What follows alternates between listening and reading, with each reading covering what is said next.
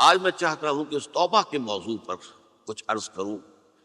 دیکھیے، توبہ کے بارے میں قرآن مجید میں بے شمار آیات ہیں، اور توبہ جو ہے ہماری دینی تعلیمات کا ایک اہم ستون ہے۔ میں نے ابھی صرف 3 مقامات سے آیات آپ کو سنائی۔ یا ایھا الذین آمنوا توبوا الی اللہ توبۃ نصوحا، اہل ایمان اللہ کی جناب میں توبہ کرو خلوص کے ساتھ، اخلاص کے ساتھ۔ توبۃ النصوح، زبانی کلامی نہیں، توبہ کی تسبیح نہیں، بالفعل توبہ۔ عسیٰ ربکم ان یکفر عنکم سیئاتکم، امید ہے تمہارا رب تمہاری برائیوں کو تم سے دور کر دے گا۔ یہ توبہ کی تاثیر ہے۔ اگر آپ کے اخلاق اور کردار میں کوئی غلط شے شامل تھی، اللہ تعالیٰ آپ کے کردار کے دامن کو دھو دے گا، اور آپ کے اعمال نامے میں اگر دھبے لگے ہوئے تھے تو اللہ تعالیٰ ان دھبوں کو بھی دھو ڈالے گا۔ عسیٰ ربکم ان یکفر عنکم سیئاتکم ویدخلکم جنات تجری من تحتہا الانہار، اور تمہیں داخل کرے گا ان باغات میں جن کے دامن میں ندیاں بہتی۔ یوم لا یخزی اللہ النبی والذین آمنوا معہ، وہ دن جس دن اللہ تعالیٰ اپنے نبی کو رسوا نہیں کرے گا، معاذ اللہ ثم معاذ اللہ، اور نبی کے ساتھ ہی ان کو بھی کہ جو ان کے ساتھ ایمان لائے۔ نورہم یسعی بینہم بین ایدیہم و بایمانہم، ان کا نور ان کے سامنے طرف اور داہنی طرف دوڑتا ہوا ہوگا۔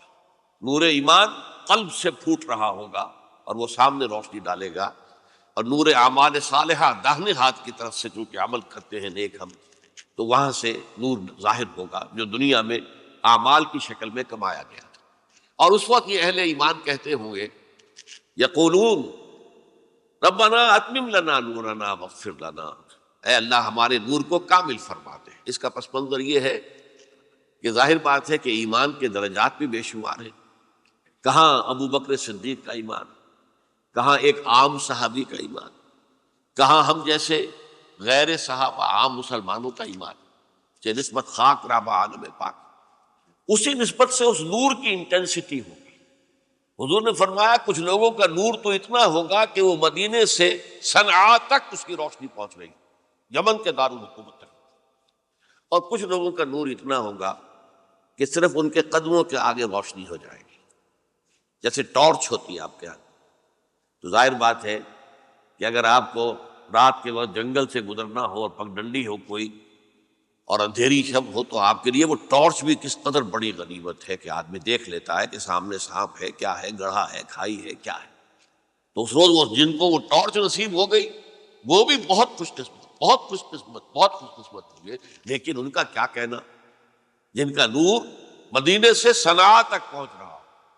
تو جن کے نور کی یہ انٹینسٹی کم ہوگی وہ اللہ سے دعا کرتے ہوں گے، ربنا اتمم لنا نورنا، پروردگار ہمارے نور کو بھی کامل کر دے۔ تو نے اپنے ان بندوں پر کتنا فضل کیا ہے، کتنا بڑا نور ان کو عطا کیا۔ اتمم لنا نورنا، ہمارا نور بھی اس کا اتمام فرما دے، تکمیل کر دے۔ واغفر لنا، اور یہ کیسے ہوگا؟ ایسے ہوگا کہ ہمارے گناہوں کی پردہ پوشی کر دے۔ گناہوں کی پردہ پوشی ہوگی تو پھر اس نور کی انٹینسٹی میں اضافہ ہو جائے گا۔ واغفر لنا انک علی کل شیء قدیر، یقیناً تو ہر شے پر قادر۔ پھر میں نے آپ کو آیت سنائی سورہ نور کی، یہ آیت نمبر 31، بڑی طویل آیت ہے، اس کا آخری ٹکڑا ہے۔ وَتُوبُوا إِلَى اللَّهِ جَمِيعًا أَيُّهَا الْمُؤْمِنُونَ لَعَلَّكُمْ تُفْلِحُونَ، اے ایمان والو اللہ کی جناب میں سب مل جل کر توبہ کرو تاکہ تم فلاح ہو۔ یہ گویا کہ اجتماعی توبہ کا جو میں نے آپ کے سامنے اصطلاح بیان کی ہے، یہ اس کا نقشہ ہے۔ اور ایک اور آیت جو میں نے آپ کو سنائی سورہ زمر کی آیت نمبر 53، بعض لوگوں پر کچھ مایوسی طاری ہو جاتی ہے، ہم اتنے عرصے سے گناہ کرتے چلے آ رہے ہیں، کیسے معافی ہوگی، کیسے ممکن ہے، کیسے چھٹکارا ملے گا؟ ایسے لوگوں کے لیے ان کے اطمینان کے لیے، ان کی دلجوئی کے لیے، ان کی تسلی کے لیے یہ آیت عظیم ترین آیات میں سے قرآن مجید کی۔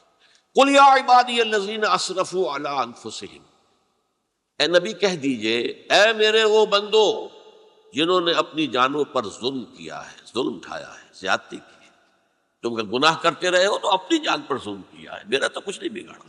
اللہ تو غنی ہے، اس کی تو سلطنت میں کوئی کمی نہیں آتی۔ ایک حدیث قدسی میں الفاظ آئے ہیں، میرے بندو اگر تم سب کے سب، اولکم و آخرکم و انسکم و جنکم، تمام انس و جن اور اولین سے لے کر آخرین تک کسی بدترین انسان جیسے فاسق و فاجر ہو جائیں، سب ابلیس بن جائیں، تب بھی میری سلطنت میں کوئی کمی نہیں ہوگی۔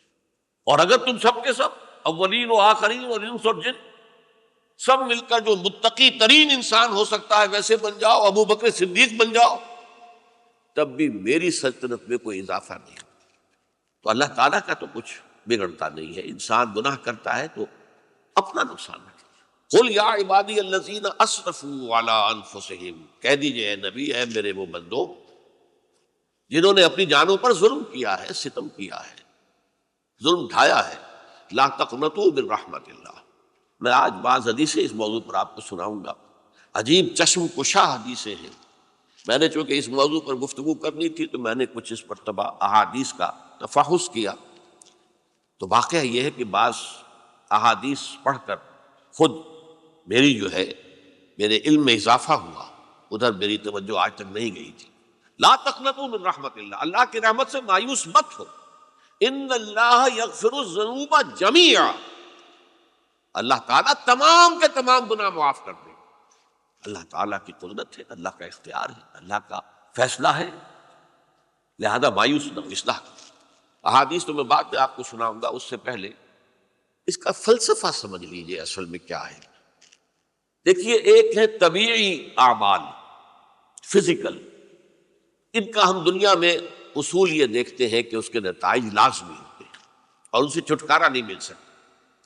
آپ نے سنکھیا کھایا ہے تو مریں گے، چائے کھانے کے بعد آپ نے خودکشی کا ارادہ کیا، سنکھیا کھا لیا، اب چاہے آپ پر ندامت ہو، پشیمانی ہو، پریشانی ہو، توبہ کریں، آپ کو بچنے کا کوئی سوال نہیں، مرنا ہی مرنا۔ اتنا یہ کہ اللہ تعالیٰ جو ہے اپنی معجزانہ کسی قدرت سے اس عمل کا جو طبعی نتیجہ ہے اس کو نکلنے سے روک دے۔ آگ کی فطرت ہے کہ وہ جلاتی ہے، اللہ کے حکم کے تحت حضرت ابراہیم کو اس نے نہیں جلایا، یا نار کونی بردن وسلام علی ابراہیم۔ لیکن یہ ہمیشہ نہیں ہوتا، یہ تو ایک دفعہ ہو گیا بس۔ اللہ جب چاہے اب بھی کر سکتا ہے، لیکن یہ روز روز نہیں ہوتا۔ روز روز جو بھی فزیکل لاز ہیں وہ چل رہے ہیں، اگر وہ نہ چلے تو کوئی سائنس پاسبل ہی نہ ہو، کوئی ٹیکنالوجی ممکن ہی نہ ہو۔ یہ تو ان فزیکل کیمیکل لاز جو ہے ان کا دوام ہے کہ جس کی وجہ سے یہ ساری سائنس اور ٹیکنالوجی اب کہاں سے کہاں پہنچ رہی ہے کہ عروج آدم خاکی سے انجم سہمے جاتے ہیں کہ یہ ٹوٹا ہوا تارا کہیں مہی کا عامل نہ بن جائے۔ تو یہ توبہ جو ہے فزیکل اعمال میں مفید نہیں ہے، چاہے آپ پر یہ احساس میں کیا کر بیٹھا، کیا میں نے کیا، کیوں میں نے کھا لیا یہ سن کیا، تو اب اثر نہ۔ جو اخلاقی اعمال ہیں ان کا قانون یہ نہیں ہے، اخلاقی اعمال کے نتائج ختم ہو جاتے ہیں توبہ کے ساتھ۔ یہ ایک بہت بڑا قانون ہے، بہت بڑا قانون۔ ایسا نہیں ہے کہ کسی گناہ سے انسان کی فطرت میں کوئی ایسی مستقل کجی واقع ہو جائے کہ جس کی اصلاح کی کوئی صورت ہی نہ ہو، یہ نہیں ہے۔ بڑے سے بڑے گناہ، بڑے سے بڑے گناہ توبہ کرو، خلوص دل سے کرو، جو اس کے اصول ہیں، جو اس کے قواعد ہیں، جو اس کے ضوابط ہیں، جو اس کی شرائط ہیں، ان کو پورا کرو۔ تو بڑے سے بڑے اعمال، برے سے برے اعمال، میں حدیثیں آج آپ کو سناؤں گا، حیران کو، کیونکہ عام طور پر یہی ہوتا ہے کہ مواعظ میں چونکہ لوگوں کو اصلاح کی ترغیب دلانی ہوتی ہے تو وہ جو انذار کا پہلو ہے اسے زیادہ نمایاں کیا جائے۔ اللہ کی طرف سے شدید ذو انتقام، اللہ انتقام دینے والا ہے، اللہ سزا دینے والا ہے۔ لیکن یہ دوسرا پہلو جو ہے وہ بھی اپنی جگہ پر بہت اہمیت کا حامل کہ طبیعی اعمال کے نتائج اور عواقب اور اخلاقی اعمال کے نتائج و عواقب یہ ایک جیسے نہیں ہیں۔ اب اس معاملے میں تاریخ مذاہب عالم میں جو بہت بڑی غلطی ہوئی، بہت بڑی غلطی، تورات میں حضرت آدم اور حوا علیہ السلام سے جو غلطی اور خطا ہو گئی تھی، آپ اندازہ کیجئے کیا مقام اللہ نے عطا کیا تھا، سارے فرشتوں کو ان کے سامنے سجدہ کروا دیا تھا، اور ایک ہی حکم تو دیا تھا نا کہ اس درخت کے قریب نہ جانا، اور تو ابھی کوئی شریعت نہیں تھی، کوئی لمبے چوڑے احکام نہیں تھے، کھاؤ جہاں سے چاہو، اس ایک درخت کے پیچھے پاس نہ جانا، وَلَا تَقْرَبَا هَٰذِهِ الشَّجَرَةَ فَتَكُونَا مِنَ الظَّالِمِينَ۔ اور وہی کام کر بیٹھے حضرت آدم اور حضرت حوا علیہ السلام۔ کتنا بڑا گناہ، کتنا بڑا گناہ، کتنا بڑا گناہ۔ لیکن قرآن نے وضاحت کر دی کہ آدم نے توبہ کی، اللہ نے معاف کر دی۔ اللہ تعالیٰ سے کلمات سیکھے، ندامت دل میں پیدا ہو گئی حضرت آدم، لیکن الفاظ نہیں تھے۔ کن الفاظ میں اللہ سے معافی مانگوں، مجھ سے خطا ہو گئی، بہت بڑی غلطی ہوئی۔ وہ الفاظ بھی اللہ نے سکھائے، فتلقى آدم من ربہ کلمات، یہ ہے جس میں کہ وہ علامہ اقبال کا ایک شعر ہے ان کے نوجوانی کے دور کا، جس پر میں بھول رہا ہوں کہ داغ دہلوی تھے یا کوئی اور تھے کہ جنہوں نے علامہ سے کہا تھا میاں اس عمر میں، اور یہ شعر اس بڑی محفل میں بات آئی تھی کہ موتی سمجھ کے شان کریمی نے چن لیے قطرے جو تھے میرے عرق انفعال کے۔ انفعال کہتے ہیں عربی میں پشیمانی، شرمندگی، اور عام طور پر جب کسی انسان پر پشیمانی اور شرمندگی طاری ہوتی ہے تو پیشانی جو ہے اس پر کچھ پسینہ سے آتا ہے۔ تو قطرے جو تھے میرے عرق انفعال کے، موتی سمجھ کے شان کریمی نے چن لیے۔ اللہ کی نگاہ میں ان کی اتنی قیمت، ان کی اتنی وقت میرے بندے نے پشیمانی اختیار کی ہے اپنے اس غلط کام کے اوپر، اسے رنج اور افسوس ہو رہا ہے، تو اللہ کی نگاہ میں اس کی یہ عظمت ہے، یہ قدرت ہے۔ تو اللہ تعالیٰ نے جب حضرت آدم کے دل میں وہ پشیمانی پیدا ہو گئی تو الفاظ نہیں تھے۔ کن الفاظ میں؟ ہم کہتے ہیں نا کہ مجھے سمجھ نہیں آ رہا کہ میں کس منہ سے آپ سے بات کروں،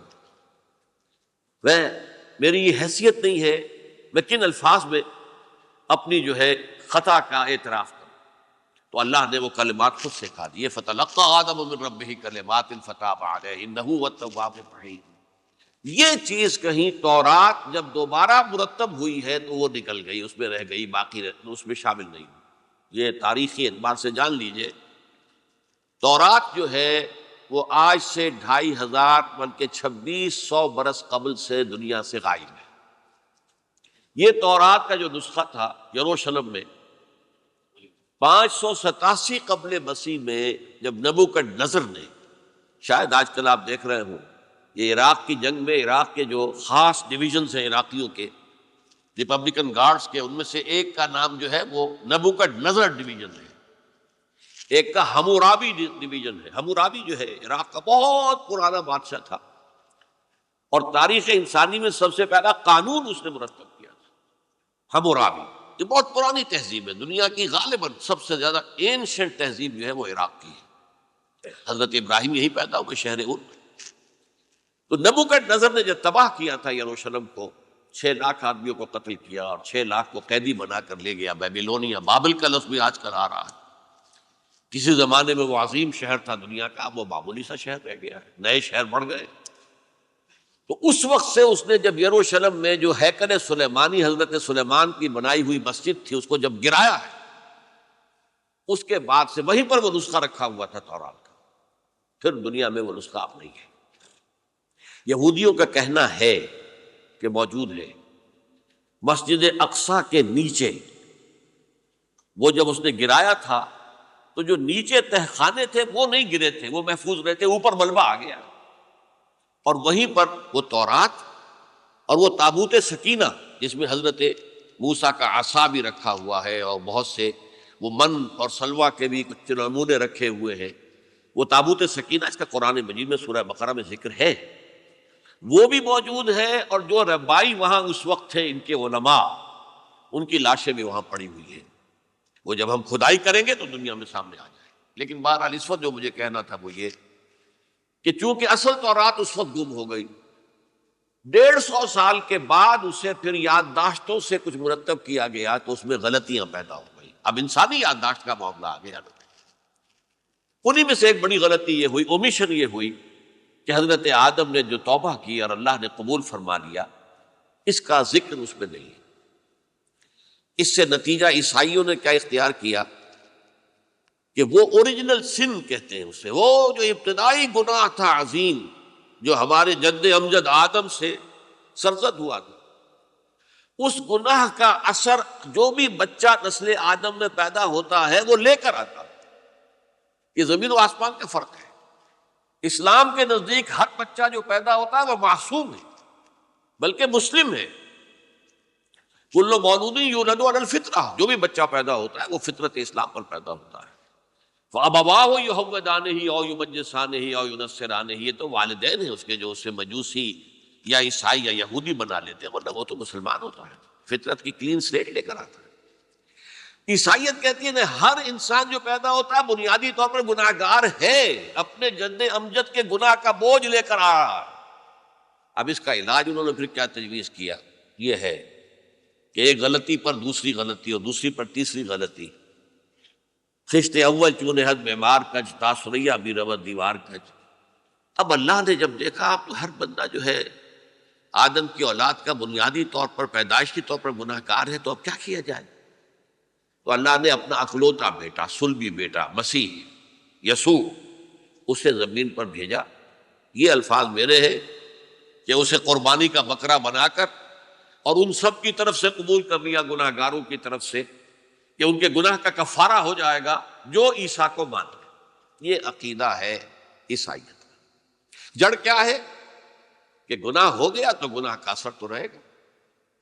قرآن ہی کہتا نہیں، اللہ دھو دیتا ہے، تمہاری سیرت و کردار کے اوپر بھی جو داغ ہیں دھل جائیں گے، اور تمہارے نامہ اعمال میں جو دھبے ہیں وہ بھی دھل جائیں گے۔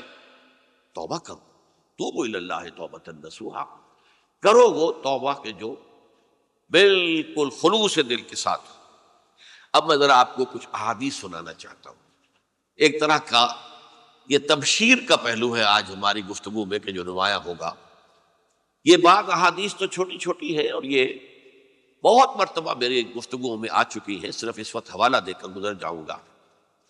یہ ترمذی اور ابن ماجہ میں حضرت انس ابن مالک رضی اللہ تعالی عنہ سے روایت ہے، حضور نے فرمایا کل بنی آدم خطاؤون وخیر الخطائین التوابون، تمام بنی آدم خطا کار ہیں۔ خطا کار بھی نہیں، بہت خطا کار ہیں، بہت خطا کار ہیں، لیکن ان خطا کاروں میں بہتر لوگ وہ ہیں کہ جو خوب توبہ کرتے ہیں۔ غلطی ہو گئی توبہ کریں۔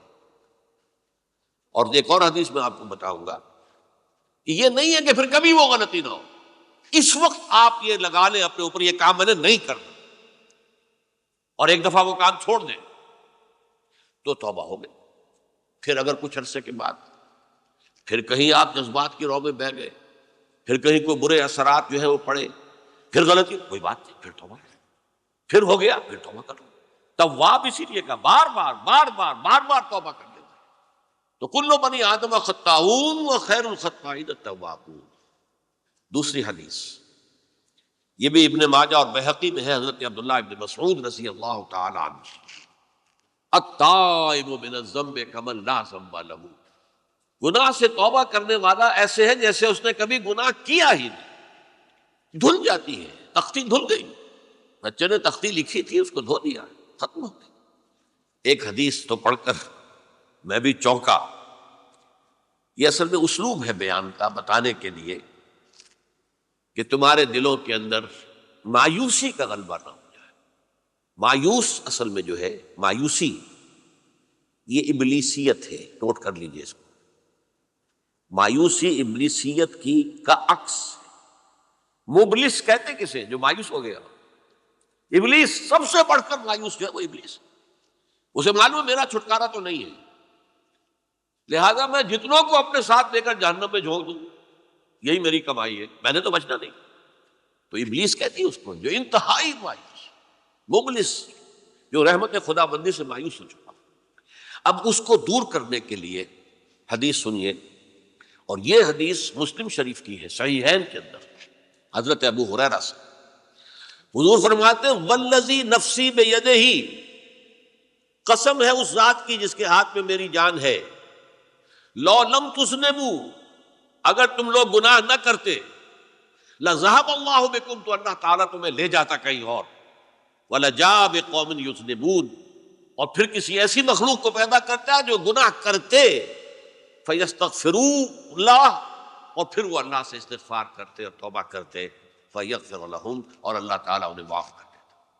تو میں نے عرض کیا کہ یہ بعض چیزیں ہوتی ہیں کہ جن کا واقع سے کوئی تعلق نہیں ہوتا، لیکن ایک زور بیان کے لیے، ایک بات کو ایمفیسائز کرنے کے لیے، جیسے قرآن مجید میں آتا ہے، اے نبی کہہ دو ان کان للرحمن ولد فانا اول العابدین، اگر اللہ کا کوئی بیٹا ہو تو میں سب سے پہلے میں اس کو پوجوں گا۔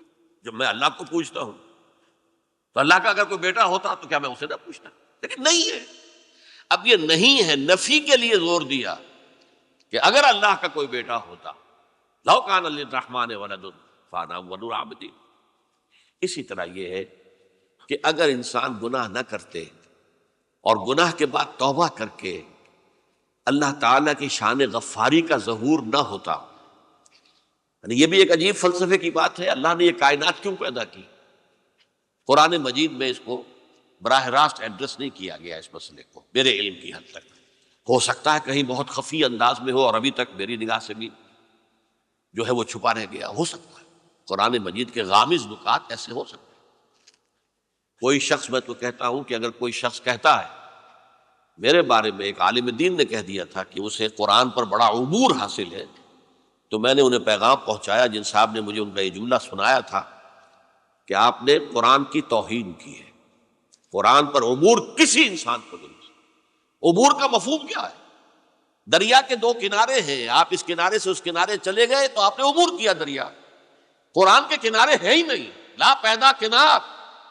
لہذا یہ کہہ دینا کسی کے بارے میں کہ قرآن مجید، اب انہوں نے تو ایک طرح سے میری تعریف کی تھی، میرے ایک ساتھی سے جملہ کہا تھا، ان کے وہ عزیز تھے، تو گویا کہ وہ جو میری تنظیم میں تھے ان کو خوش کرنے کے لیے کہہ دیا ہو یا جو بھی ہو، ان کے دلی جذبات ہو سکتا ہے کہ میں نے کہا انہیں یہ میرا پیغام پہنچا دیجیے، آپ نے قرآن کی توہین کی ہے۔ قرآن پر عبور کسے ہو سکتا ہے؟ نہ معلوم کتنے مقامات ہیں کہ جہاں امام راضی بھی کھڑے ہوئے ایسے نظر آتے ہیں دہشت زدہ، اعلم ان ھذا المقام مقام غامض مہیب عمیق، ہوشیار کے رہ بردم تیغ است قدم را، ہوشیار ہو جاؤ، یہ بڑا خطرناک مقام ہے، بہت مشکل مقام ہے، اس کے تہ تک پہنچنا کسی کے لیے ممکن نہیں ہے۔ سورہ حدید کی آیت هو الاول والآخر والظاہر والباطن پر یہ الفاظ ہیں جو امام راضی نے لکھے۔ تو اس لیے میں آپ سے عرض کر رہا ہوں کہ یہ کہنے کا انداز ہے، والذی نفسی بیدہ لو لم تذنبوا، اس ہستی کی قسم جس کے ہاتھ میں میری جان ہے، اگر تم گناہ نہ کرتے، تو میں عرض کر رہا تھا تو اللہ کی شان غفاری کیسے ظاہر ہوتی؟ اللہ نے کائنات کیوں پیدا کی؟ کنت کنزا مخفیا فاحببت ان اعرف فخلقت الخلق۔ محدثین کرام اگرچہ اس حدیث کی سند کو پختہ نہیں مانتے، لیکن اکثر مفسرین نے اس کو تسلیم کیا ہے۔ علامہ آلوسی نے تسلیم کیا کہ میں ایک چھپے ہوئے خزانے کے مانند تھا۔ اب خزانہ کہیں پڑا ہے، اس کا کیا حاصل کیا ہے؟ وہ تو کہیں کھلے، کسی کے پاس جائے، کوئی اسے فائدہ اٹھائے تب تو کوئی فائدہ ہوگا نہیں۔ تو کن تو کنزن مخفیا، میرے اندر طاقت تھی، قوت تھی، خلاقی تھی، میری شان ساری میرے اندر ہی اندر تھی نا۔ کن تو کنزن مخفیا فاحببت ان اعرف، تو میں نے یہ چاہا کہ مجھے پہچانا جائے۔ فخلقت الخلق، تو میں نے خلق کی تخلیق کی ہے، اب مجھے پہچانو اس کائنات کے ذریعے سے، یہ میری تخلیق ہے، آؤ دیکھو۔ ایک مصور اپنی تصویروں کی نمائش لگا، دیکھو میرے شاہکار، آؤ دیکھو، یہ میرے فن کے کمال کے نمونے، آؤ دیکھو۔ تو یہ ہے سب، دیکھو زمین آسمان، ان فی خلق السماوات والارض واختلاف اللیل والنہار والفلک التی تجری فی البحر بما ینفع الناس وما انزل اللہ من السماء من ماء فاحیا بہ الارض من بعد موتہا۔ یہ ساری آیات ہیں، غور کرو۔ اور اسی لیے انسان کو پیدا کیا جس میں یہ فیکلٹی آف اپریسیشن، اللہ کے حسن و جمال و کمال کو پہچاننے کی صلاحیت ہے۔ ورنہ ظاہر بات ہے کہ یہ جمادات کیا پہچانیں گے اللہ کو؟ پہاڑ کیا پہچانے گا اللہ کو؟ اللہ کو پہچاننے کی صلاحیت انسان میں ہے۔ تو یہ چونکہ ایک فلسفہ ہے باقاعدہ کہ اللہ نے تعالیٰ، اسی سے میں کہہ رہا ہوں اگر گناہ نہ ہوتا اور پھر توبہ نہ ہوتی اور میں اس کو معاف نہ کرتا تو میری شان غفاری کا ظہور کیسے ہوتا؟ میری شان ہے، غفار بھی ہوں، ستار بھی ہوں، اس کا ظہور کیسے ہوتا ہے؟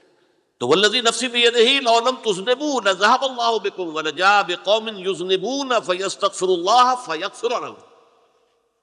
اگر تم لوگ گناہ نہ کرتے تو اللہ تمہیں ختم کر کے کوئی اور ایسی مخلوق پیدا کرتا کہ جو گناہ کرے اور پھر وہ توبہ کرے اور اللہ اسے معاف کرے۔ اسی سے ملتی جلتی ایک حدیث ہے، یہ امام احمد اور امام بہقی لائے ہیں، اور اس کے راوی حضرت علی ہے رضی اللہ تعالی عنہ۔ ان اللہ یحب العبد المؤمن المفتن التواب، اللہ تعالیٰ کو بہت محبت ہے، یحب۔ اب دیکھیے ایک طرف وہ آیات ذہن میں لائیے، اللہ تعالیٰ کن سے محبت کرتا ہے؟ واللہ یحب المحسنین، یا وہ لوگ ان اللہ یحب الذین یقاتلون فی سبیلہ صفا کانہم بنیان مرصوص، اللہ محبت کرتا ہے اپنے ان بندوں سے جو اس کی راہ میں جنگ کرتے ہیں صفے باندھ کر، گویا سیسا پلائی ہوئی دیوار ہے۔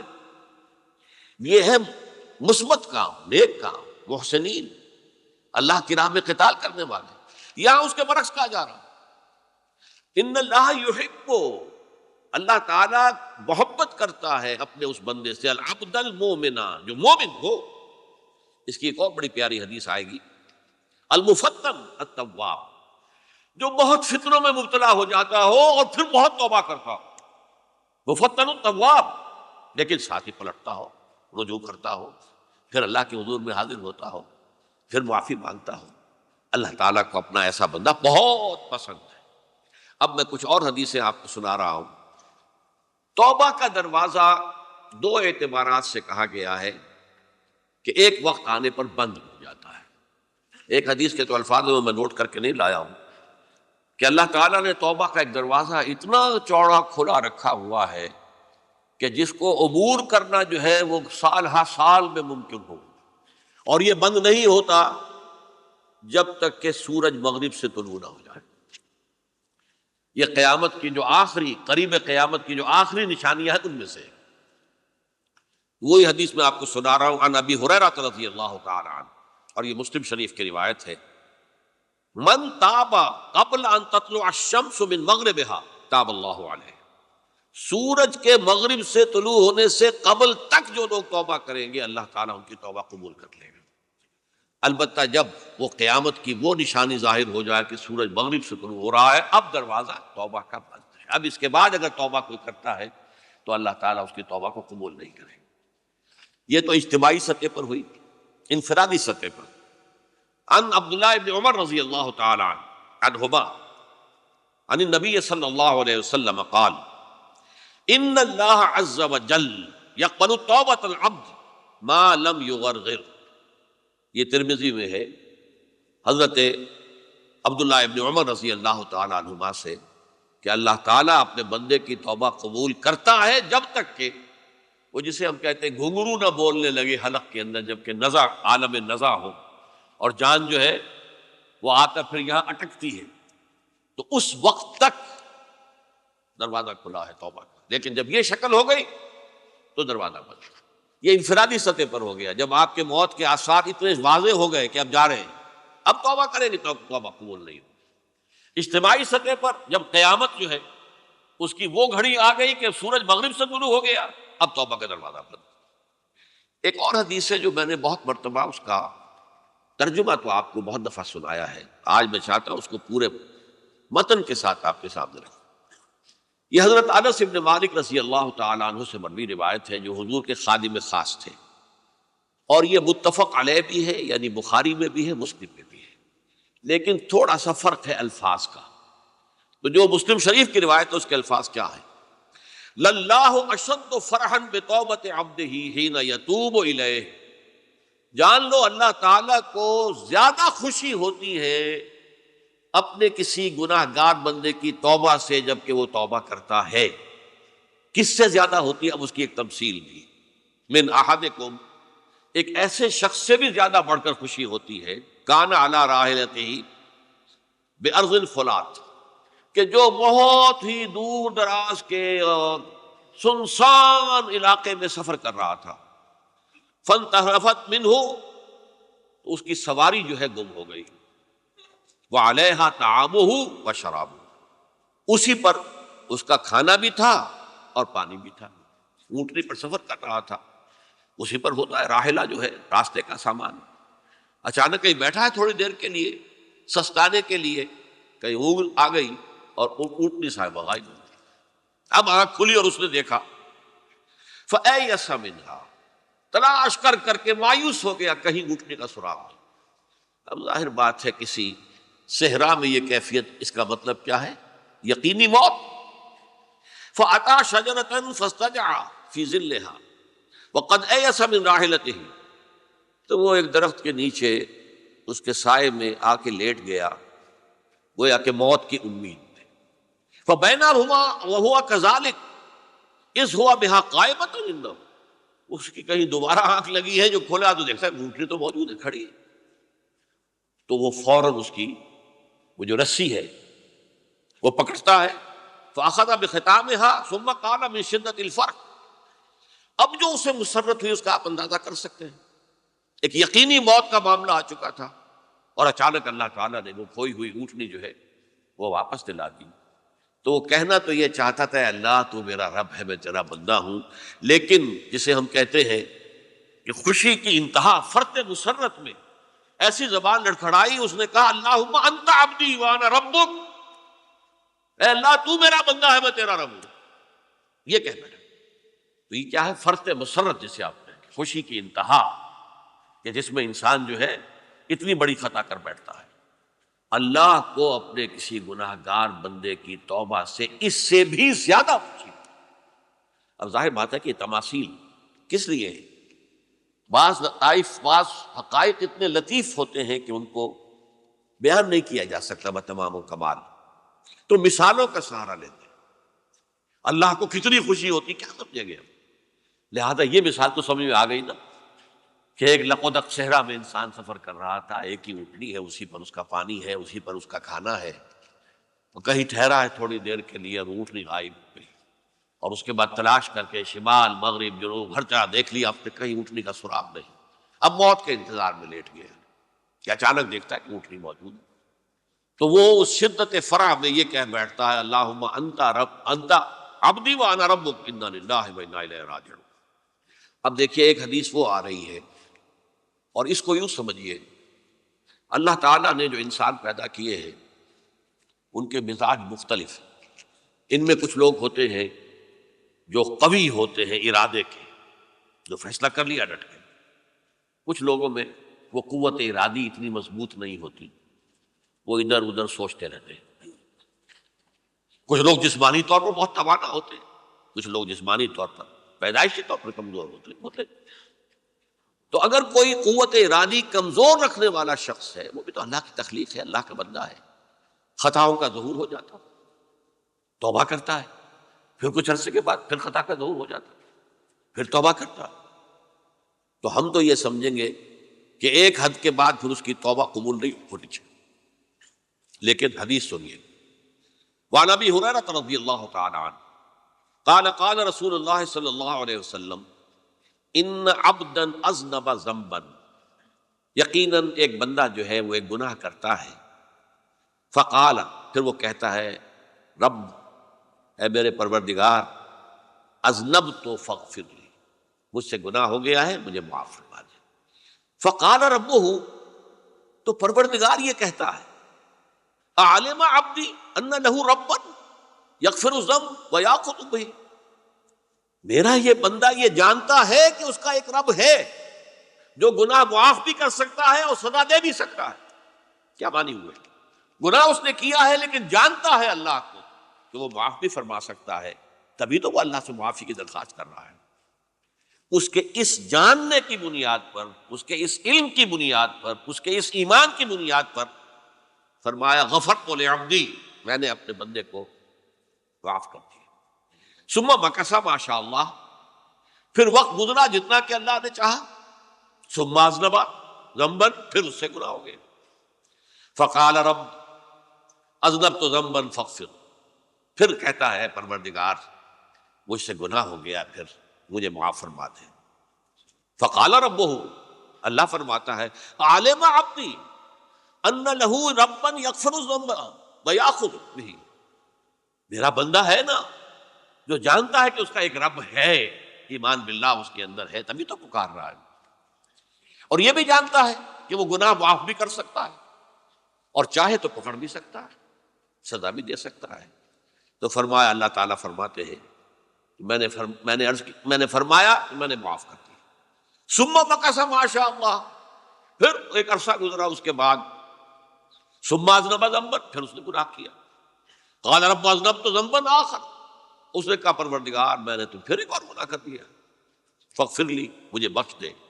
فقال اعلم عبدی ان له ربا یغفر الذنوب ویأخذ به، میرا بندہ جانتا ہے نا کہ اس کا ایک رب ہے جسے وہ پکار رہا ہے، کہ اور وہ جانتا ہے کہ اسے اختیار حاصل ہے کہ چاہے تو بخش دے اور چاہے تو بخش دے۔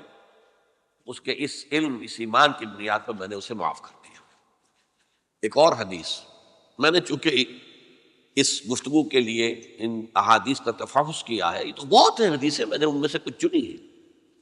ہمارے بعض واعظ ناصح وہ بھی کسی شخص کو روکتے رہے، برائیوں سے روکتے رہے، نہیں رکتا تو کہیں غصے میں آ کے اللہ تجھے کبھی معاف نہیں کرے گا۔ یہ کتنا بڑا جرم ہے، اس کا اندازہ کیجئے اس حدیث سے۔ تو میرے بندے کو میری رحمت سے مایوس کر رہے ہیں، کتنا بڑا جرم ہے اس کا اندازہ کیجئے۔ یہ مسلم شریف کی روایت ہے، عن جندب، حضرت جندب رضی اللہ تعالی عنہ سے، ان رسول اللہ صلی اللہ علیہ وسلم حدث، کہ اللہ کے رسول صلی اللہ علیہ وسلم نے ایک واقعہ بیان کیا، ان رجلا قال، کہ ایک شخص نے یہ کہا، واللہ لا یغفر اللہ لفلان، کہ خدا کی قسم اللہ تعالیٰ فلاں شخص کو کبھی معاف نہیں کرے گا۔ وَأَنَّ اللَّهَ تَعَالَىٰ قال، اس پر اللہ تعالیٰ نے یہ فرمایا، مَنْ ذَا الَّذِي يَتَعَالَىٰ عَلَيَّ، یہ کون ہے جو میرے اوپر حکومت کرنے والا آ گیا، جو میری طرف سے حکم لگا رہا کہ میں کبھی معاف نہیں کروں گا۔ مَنْ ذَا الَّذِي، کون ہے وہ شخص، الَّذِي يَتَعَالَىٰ عَلَيَّ انی لا اغفر لفلان، کہ میں فلاں شخص کو کبھی معاف نہیں کروں گا۔ قد غفرت لفلان، اس کو تو میں نے معاف کر دیا، واحبطت عملہ، اس شخص کے تمام اعمال میں نے ضائع کر دیے کہ تم نے میرے بندے کو مایوس کیا۔ یہ ہے جرم کی انتہا۔ تو توبہ کی دعوت دیتے رہو، توبہ کے لیے لوگوں کو آمادہ کرتے رہو، توبہ جو ہے اس کے لیے ترغیب دیتے رہو، اللہ تعالیٰ معاف فرمانے والا۔ اب آخری حدیث سنا رہا ہوں، یہ تو بہت ہی عجیب حدیث ہے اور متفق علیہ، یہ بخاری اور مسلم دونوں میں۔ حضرت ابو سعید الخدری رضی اللہ تعالی عنہ جو ہے وہ اس کے راوی ہیں۔ حضور نے فرمایا، کانا فی من کانا قبلکم رجل قتل 99 نفسا، تم سے پہلے جو امت تھی بنی اسرائیل، گویا کہ ان کا ذکر ہے، اس میں ایک آدمی ایسا تھا جس نے 99 قتل کیے تھے۔ اب آپ اندازہ کیجئے کتنا بڑا گناہ کبیرہ ہے قتل۔ قرآن مجید میں آتا ہے فَكَأَنَّمَا قَتَلَ النَّاسَ جَمِيعًا، اگر ایک انسان کو بھی ناحق قتل کر دیا گیا تو یہ ایسی ہے گویا کہ اس نے پوری نوع انسانی کو قتل کر دیا۔ اس نے 99 قتل کیے۔ فَهَلْ لَهُ مِن تَوْبَةٍ، پھر اس کے بعد یہ ہوا کہ اس کے اندر توبہ کا جذبہ پیدا ہوا۔ فَسَأَلَ عَنْ أَعْلَمِ أَهْلِ الْأَرْضِ، تو اس نے پھر سوال کیا، لوگوں سے پوچھا کہ زمین میں رہنے والوں میں کون سب سے بڑا عالم ہے۔ فَدُلَّ عَلَىٰ رَاهِبٍ، تو اسے بتایا گیا فلاں راہب فلاں جگہ پر ہے، وہ بہت نیک ہے، بڑا عالم ہے۔ فَأَتَاهُ، وہ اس کے پاس آیا۔ فَقَالَ أَنَّهُ قَتَلَ 99 نَفْسًا فَهَلْ لَهُ مِن تَوْبَةٍ، انہوں نے کہا دیکھیے راہب صاحب، میں نے 99 انسان قتل کیے، اب مجھے یہ بتائیے کہ میرے لیے توبہ کا کوئی امکان ہے؟ فَقَالَ لَا، اس نے کہا نہیں۔ فَقَتَلَهُ، اس نے اس کو بھی قتل کر دیا۔ فَكَمَّلَ بِهِ 100، اپنی سینچری مکمل کر لی، مطلب 99 کے بعد ایک ہی کسر تھی، اس کو بھی قتل کیا، 100 پورے کر لیے۔ ثُمَّ سَأَلَ عَنْ عَالِمِ أَهْلِ الْأَرْضِ، پھر اس نے پوچھا کوئی اور، کوئی بڑے عالم انسان ہو۔ فَدُلَّ عَلَىٰ رَجُلٍ عَالِمٍ، پھر اس کی رہنمائی کی گئی ایک بڑے عالم شخص کی طرف۔ فَقَالَ إِنَّهُ قَتَلَ 100 نَفْسٍ، تو اس نے وہاں جا کر کہا کہ میں 100 انسان ہلاک کر چکا ہوں، قتل کر چکا ہوں۔ فَهَلْ لَهُ مِن تَوْبَةٍ، میرے لیے توبہ کا کوئی امکان ہے؟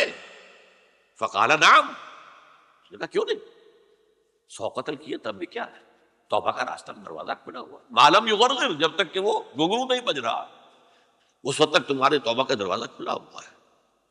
فرمایا نعم، وَمَن يَحُولُ بَيْنَهُ وَبَيْنَ التَّوْبَةِ، تمہاری توبہ کے درمیان اور تمہارے درمیان کون حائل ہو سکتا ہے، توبہ کا دروازہ کھلا ہے۔ لیکن ساتھ ہی کہا انطلق الی ارض کذا و کذا، اب تم ایسے کرو جہاں تم رہتے ہو وہاں نہ جاؤ واپس، وہاں کا ماحول اچھا نہیں ہے، معاشرہ اچھا نہیں ہے، ہو سکتا ہے کہ تم توبہ پر قائم نہ رہ سکو، تم فلاں جگہ چلے جاؤ، وہاں اچھے لوگ آباد ہیں، ان میں جا کر رہو۔ فإن بها اناس یعبدون اللہ تعالی، وہاں ایسے لوگ آباد ہیں جو اللہ کی بندگی کرتے ہیں. فاعبد اللہ معہم، تو تم ان کے ساتھ مل کر اللہ کی بندگی اور پرستش کرو. ولا ترجع الی ارضک، اپنی زمین کی طرف اپنے وطن میں واپس بن جاؤ. فإنها ارض سوء، وہ بری جگہ ہے. فانطلقا، تو وہ چل پڑا، ہجرت کر رہا ہے، اس جگہ جا رہا ہے جہاں کا راہب نے بتایا تھا. حتی اذا نصف الطریق، جب آدھا راستہ اس نے پورا کر لیا، اتاہ الموت، موت آ گئی. فاختصمت فیہ ملائکۃ الرحمت و ملائکۃ العذاب، اب وہ جہنم کے فرشتے بھی آ گئے اس کی جان قبض کرنے کو، اور جنت کے بھی آ گئے. فقالت ملائکۃ الرحمہ، رحمت والے جو فرشتے ہیں جنت والے، انہوں نے کہا جاء تائبا مقبلا بقلبہ اللہ تعالی، یہ شخص توبہ کر کے اللہ تعالیٰ کی طرف ہجرت کر رہا تھا، اس لیے اس کی نیت کی بنیاد پر تو یہ جنتی ہے، لہذا اس کی روح ہم قبض کریں گے.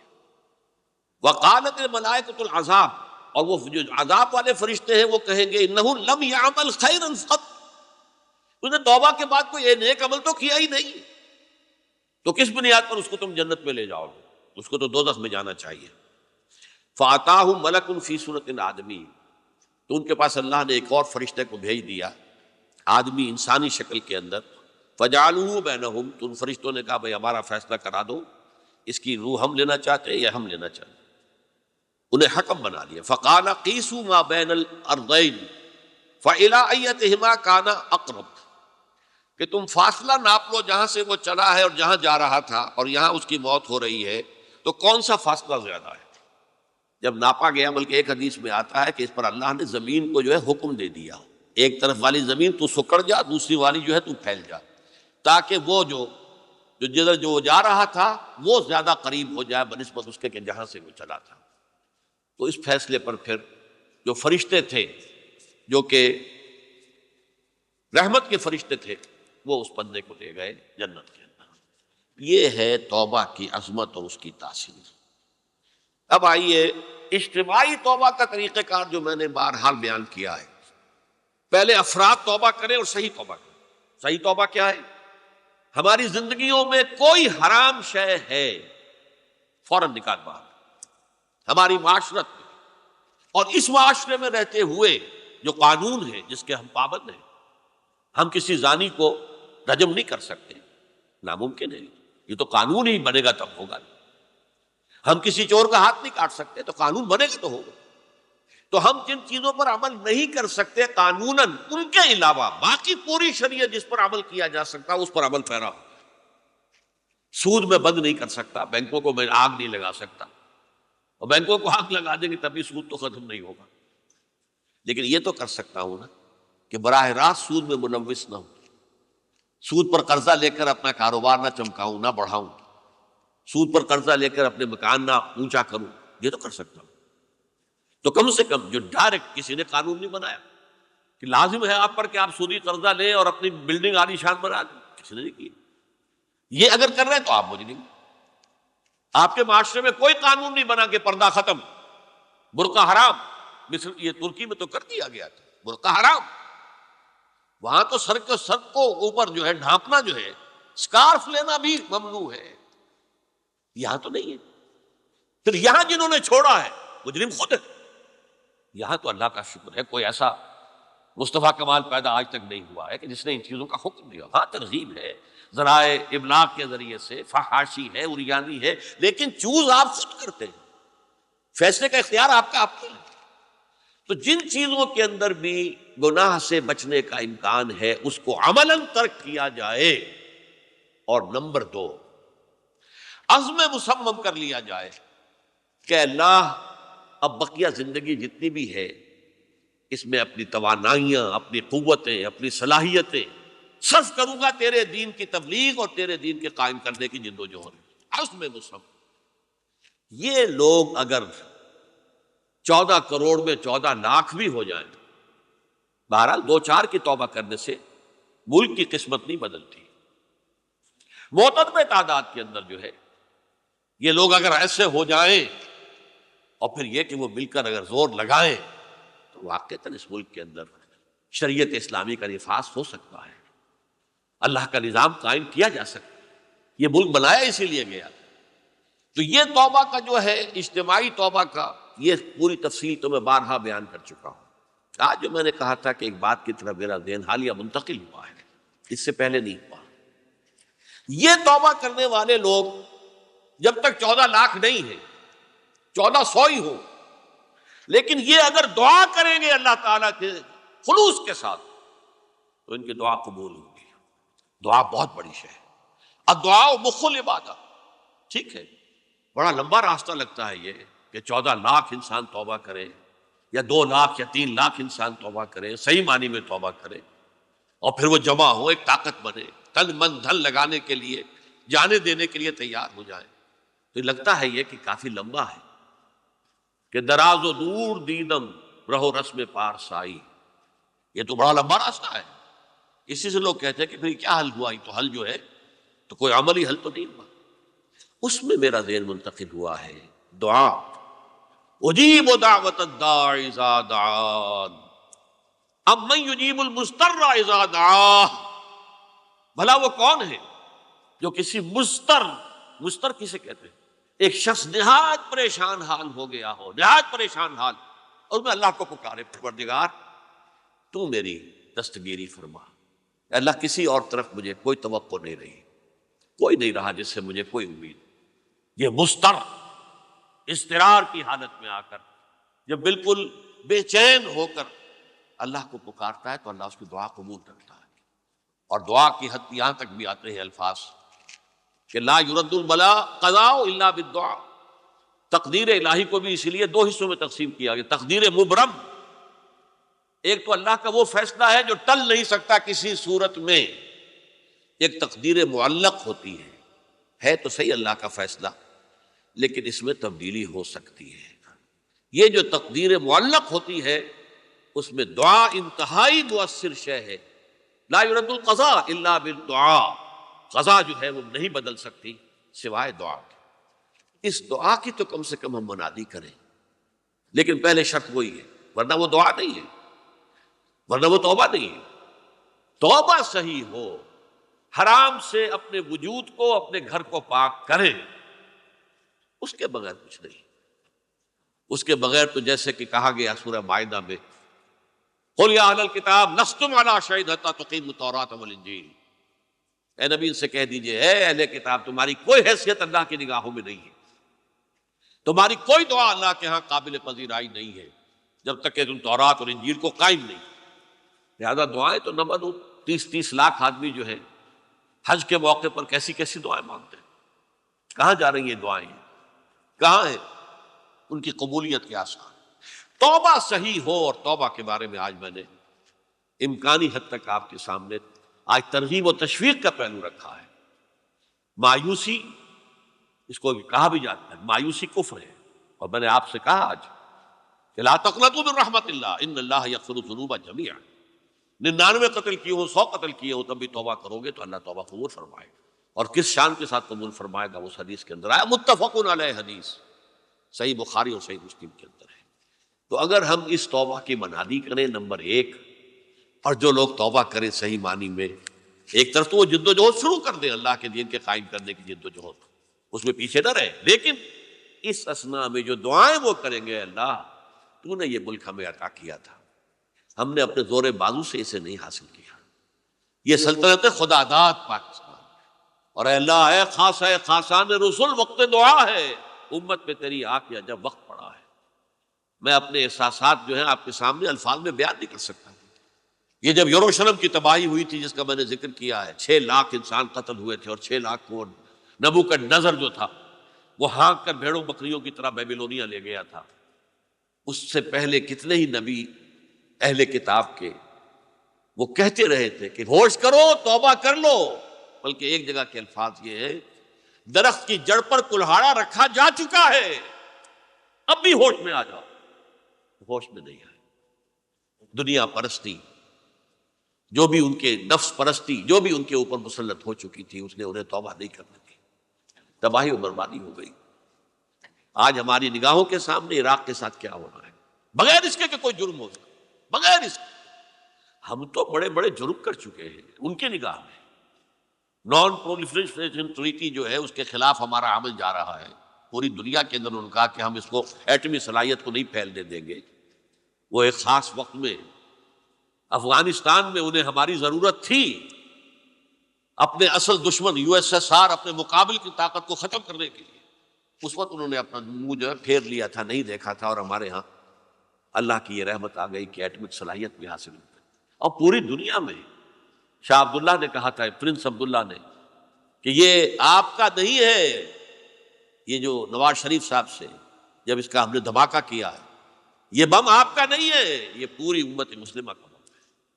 کیسے یہ برداشت کر سکتے ہیں یہودی اور یہودیوں کے اعلی کار عیسائی, خاص طور پر Protestants, west white Anglo Saxon Protestants. تو سمجھ لیجئے کہ پاکستان کی جڑوں پر بھی تیشہ رکھا جا چکا. یہ میرے احساسات کی اس سے کم میں تعبیر ہو نہیں سکتی, لیکن اب بھی امکان ہے, اب بھی امکان ہے, اب بھی امکان ہے. توبہ کرو, توبہ کراؤ, مل جل کر طاقت بنو, کوشش کرو کہ یہاں اسلام کا نظام آ جائے. اور اس اسنا میں بھی دعا کرو اللہ تعالیٰ سے کہ اللہ ہمیں مہلت عطا فرما دے, ہمیں کچھ اور مہلت عطا فرما دے, اے اللہ ہمیں کچھ اور مہلت عطا فرما دے.